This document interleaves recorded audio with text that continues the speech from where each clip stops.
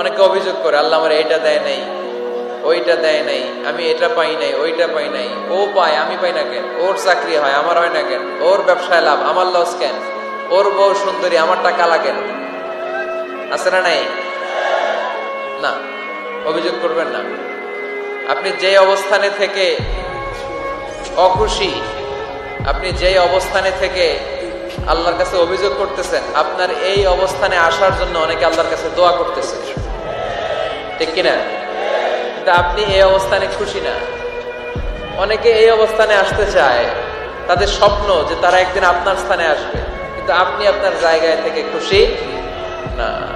এজন্য উনজুর ইলা মান হুয়া আসফালা মিনকা, তোমার চেয়ে যে খারাপ অবস্থায় আছে তার দিকে তাকাও, তাহলে তোমার মনের দুঃখ ঘুচিয়ে দিবে কে? আপনার চেয়ে যে খারাপ অবস্থানে আছে তার দিকে দেখেন কি অবস্থা। আপনি এইটা চান, ওইটা চান, কত কিছু লাগবে আপনার। হসপিটালে যে দেখেন ক্যান্সারে আক্রান্ত রোগীদের কি অবস্থা দেখেন। ক্যান্সার যার নেই কোনো অ্যান্সার, বাঁচবে না সে। ওরে যে জিজ্ঞেস করেন, ভাই আমি তো বাড়ি চাই, গাড়ি চাই, আমার অনেক অভিযোগ, আমি এটা চাই, ওটা চাই, তুমি কি চাও? ক্যান্সার আক্রান্ত রোগীটা বলবে, আমি কিচ্ছু চাই না, আমি খালি বাঁচতে চাই। ক্যান্সার আক্রান্ত রোগীটা কি চায়? শুধু কি চায়? বাঁচতে চায়। আর আমাদের অনেক কিছু লাগবে। এজন্য বেঁচে যে আছি, এই জন্যই আলহামদুলিল্লাহ। শ্বাস প্রশ্বাস যে নিতে পারতেছি, বেঁচে আছি, অনেক দিয়েছে প্রভু, আর কিছু লাগবে না, আলহামদুলিল্লাহ পড়েন। চাওয়ার কোনো শেষ নাই, আছে? লাউ আন্না লিকুল্লি ইবনি আদম ওয়াদিয়ান মিন যাহাব আহাব্বা আন ইয়াকুনা লাহু ওয়াদিয়ান ওয়া লা ইয়ামলা ফাহু ইল্লা তুরাব। প্রত্যেক বনি আদমকে আল্লাহ তাআলা একটা করে স্বর্ণের পাহাড়ের মালিকও যদি বানিয়ে দেয়। কিসের পাহাড়? সবাই বলেন। দেখছেন শরীয়তপুরে? শরীয়তপুরে নাই স্বর্ণের পাহাড়? কোন দেশে আছে? সৌদি আরব। স্বর্ণের পাহাড় নাই, স্বর্ণের খনি আছে। স্বর্ণের পাহাড় এই পৃথিবীতে হবে না, স্বর্ণের পাহাড় পাওয়া যাবে জান্নাতে, ঠিক কিনা? প্রত্যেককে যদি আল্লাহ একটা করে স্বর্ণের পাহাড়ের মালিকও বানিয়ে দেয়, তারা আরো একটা স্বর্ণের পাহাড়ের মালিক হতে চাইবে। আচ্ছা বুঝে শুনে উত্তর দেন তো, আল্লাহ যদি আমাকে একটা স্বর্ণের পাহাড়ের মালিক বানিয়ে দেয়, আমার 14 পুরুষ এই পাহাড়, স্বর্ণের পাহাড় কেটে কেটে ভেঙে ভেঙে বিক্রি করে খেয়েও এই পাহাড়ের অর্ধেকও কি শেষ করতে পারবো?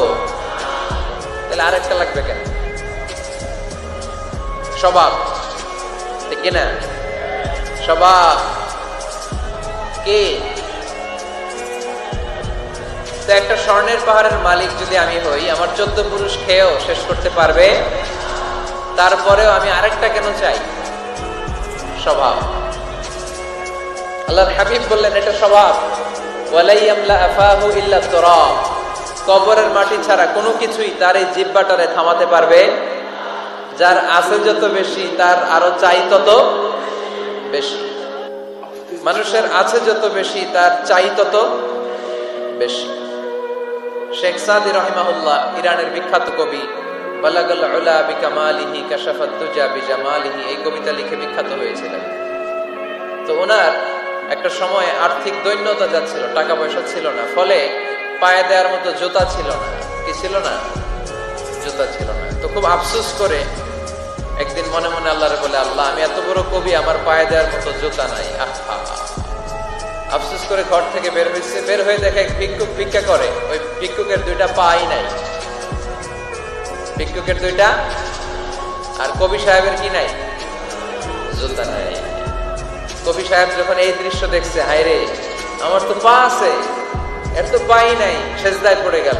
আর আল্লাহরে বলে, আল্লাহ শুকর, আলহামদুলিল্লাহ, বেশ ভালো আছি, আর কিছু লাগবে না। এজন্য শান্তি হচ্ছে শুকর আলহামদুলিল্লাহর ভিতরে। শান্তি কিসের ভিতরে? শুকর আলহামদুলিল্লাহর ভিতরে। এজন্য আওয়াজ করে পড়েন আলহামদুলিল্লাহ। আপনার চাহিদার কোনোদিন শেষ হবে না। দেখবেন যার পা নাই, সে পা দেখে আফসোস করে, ইস লোকটা হেঁটে যায়, কি সুন্দর যায়, আমি তো হাঁটতে পারি না, যদি হাঁটতে পারতাম, যদি 2টা পা থাকতো। যার পা আছে সে সাইকেলওয়ালাদেরকে দেখে আফসোস করে, ইস আমার যদি একটা সাইকেল থাকতো তাহলে তার হাঁটা লাগতো না, সাইকেল দিয়ে বাজারে যেতাম। যার সাইকেল আছে সে আবার হুন্ডাওয়ালাদেরকে দেখে আফসোস করে, ইস একটা হুন্ডা যদি থাকতো তাহলে তো ভো ভো করা যাইতো না। হুন্ডাওয়ালার আফসোস আছে প্রাইভেট কারওয়ালাদের দেখে, তারা আফসোস করে, ইস আমার যদি একটা কার থাকতো তাহলে তো কার চালাইতে পারতাম। যাদের প্রাইভেট কার এদেরও আফসোস আছে, ইস আমার যদি একটা হেলিকপ্টার যদি থাকতো তাহলে তো উড়াল মারতে পারতাম, ঠিক কিনা? হেলিকপ্টার ওয়ালাদেরও আফসোস আছে, আমার যদি একটা জেট প্লেন থাকতো, jet plane, private jet plane, ও প্রিন্স ওয়ালিদ বিন তালালের মতো 70% মেড অফ গোল্ড, তার একটা জেট প্লেন আছে, এটার 70